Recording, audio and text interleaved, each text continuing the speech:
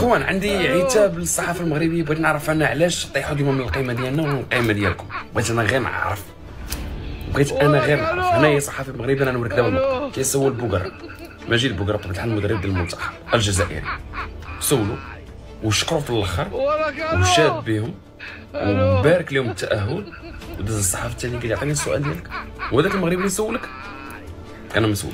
علاش حنا كنحطوا ديما راسنا في الموقف نشوفوا ونرد لك على هذه القضيه هذه كيفاش البلان ديالها. حتى حنايا نوعيو شويه الصحافه ديالنا، راه على وديت لي فيو ولا ما نعرف على وديت المشاهده ولا ما عرفتش انا علاش تيلوحوا راسهم في مواقف بحال ما هذه اصاحبي وتدوي باسم المغرب اصاحبي ونقول لهم انا ما عرفتش طنزاني وما تقولش مع المغربي اصاحبي. السلام عليكم.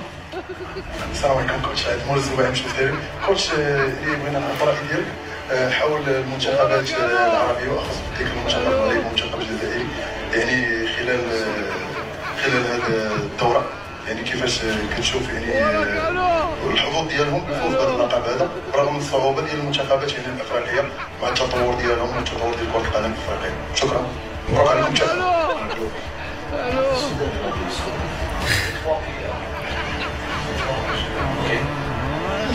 اول حاجه علاش ما جاوبكش؟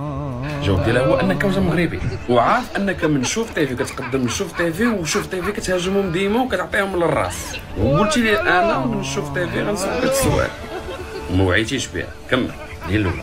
ثاني حاجه علاش ما جاوبكش؟ لحقاش بغا يقول لك بمعنى اخر ماشي شغلك فينا حنا. غادي تسول على المنتخب الجزائري ما تدخلش المغرب، ما تذكرش اسم المغرب. ثالث حاجه ما عندوش الحق هو يشيد بالمغرب كجزائري، ما عندوش الحق يقول شي حاجه بوزيتيف على المغرب، سواء سب سواء انتقد سواء ما دويش. رابع حاجه ما عجباش النتيجه لحقاش خرجوا 0-0 مع النيجر تاهلوا واخا. علاش انت كمغربي غادي تنوض تسولوا على شحال ضرك بعدا كاع في المؤتمر ديالهم؟ قلت ليه مبروك زعما باش دهنوا بها مزيان زعما باش يقدر يجاوبك، زعما غنستعطفك زعما قلت لك مبروك عليك وبرافو عليكم درتوا بون ماتش بون ريزولطا، مبروك عليكم الكاليفيكاسيون هادي، وما جاوبش. يلاه على بالك هادشي داك كامل. راكم اصاحبي ديروا النفس شويه اصاحبي، وديروا النفس شويه اصاحبي. راه مدخلين السياسه هما في الكره مزيانه هذيك. روح رياضيه ما كاينش روح رياضيه.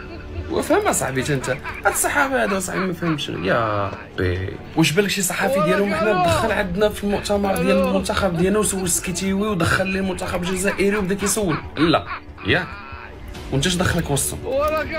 ها اش دخلك وسطهم اصاحبي؟ هما خداو تيبارطاجيو المقطع وعاجبهم الحال، يقول شوف سبع تيقول لك شيكور ماشي يقولوا لك زعما هما عندهم شي حاجه واعره. ديروا النفس شويه صاحبي. سول اي حاجه متعلقه بالمغرب وبعد من بنادم واحد اخر راك عارف المشكل اللي عندنا معاه وغادي يلصق لك، وراه فعلا هو تجاهلك مزيان. هذا كي دوزتيه مزيان.